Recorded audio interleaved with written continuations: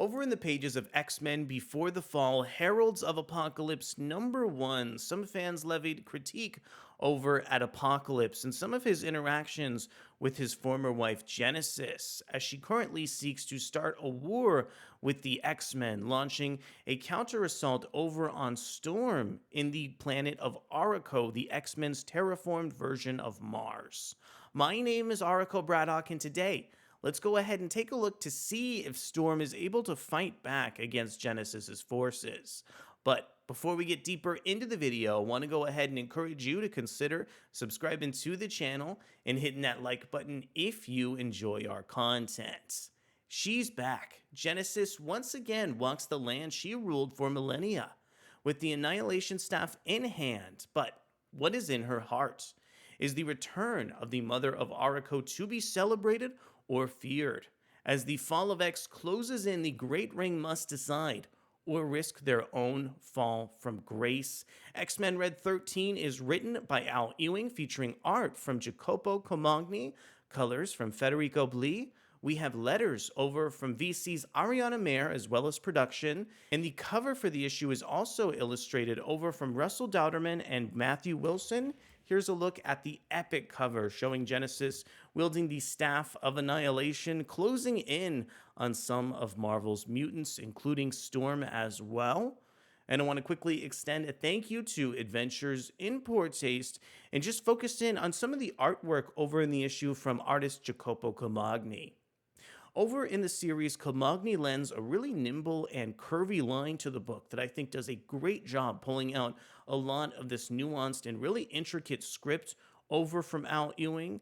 As you can see here on pages like this, where Camagni is managing so many members of the Great Ring, as well as some of the political implications for the book, the character acting and posing for some of the individuals throughout the book is really, really important here.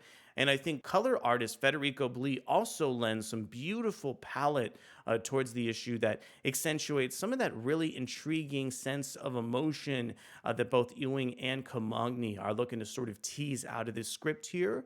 I think some of the elements of page design over on the series is really fascinating.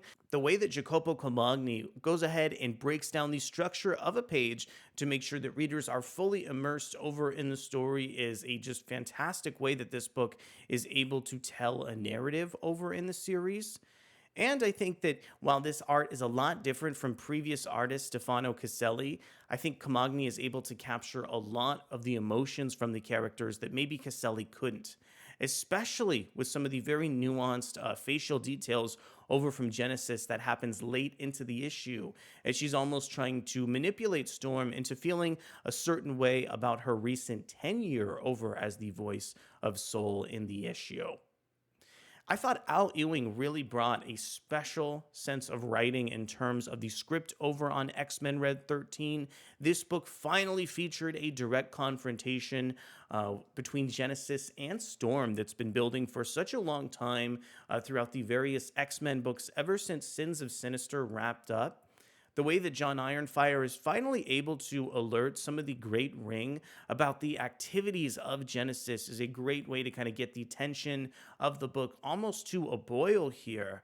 And this issue really takes a decided left turn when Genesis, of all people, arrives over on this page that we have up on the screen, kind of slowly venturing into the Great Ring and really causing so much political drama in this series. I think more than anything, XMenRed 13 almost read like a kind of HBO television series telling a story of characters that are about to kind of head into a really lofty battle. One of the most intriguing elements over in XMenRed 13 is how Genesis proceeds to call out Storm, and this causes a sort of rift between the Great Ring. She also, Genesis, tries to play up the fact that in certain moments that Storm is essentially playing against the traditions of the Araki mutants and the people of Arakko. So I think it's really fascinating how Genesis is able to tease out some of these elements and cause this sense of friction over between Storm and her people that essentially breaks out in such a sense of heady violence that the only way to resolve the situation is through escape here. So In terms of this greater X-Men Red issue, I am so happy that this series has finally hit the gas pedal in terms of the tale extending to Genesis and Storm over in the book. If you've been reading X-Men Red for the past couple months and been waiting for something really big to happen over in the series, this is the issue to go ahead and check back in on the title. So, in terms of Marvel Comics' first steps of the Genesis War in X-Men Red 13, I thought this was a fantastic issue of the series that did a great job setting the stage for so many of the political implications and really establishing that sense of conflict over between Storm as well as Genesis in the issue. Over in recent issues of X-Men Red, the art from Jacopo Camagni has continued to get better over from issue to issue and captures a sense of expression that I think Stefano Caselli is not able to render on some of the characters in the issue. Overall, here, I think this book is in a fantastic place right now. I want to know what your thoughts are over on X-Men Red and about the Genesis War.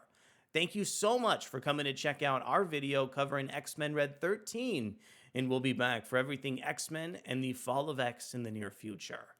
Thanks so much, and I'll see you soon. Bye.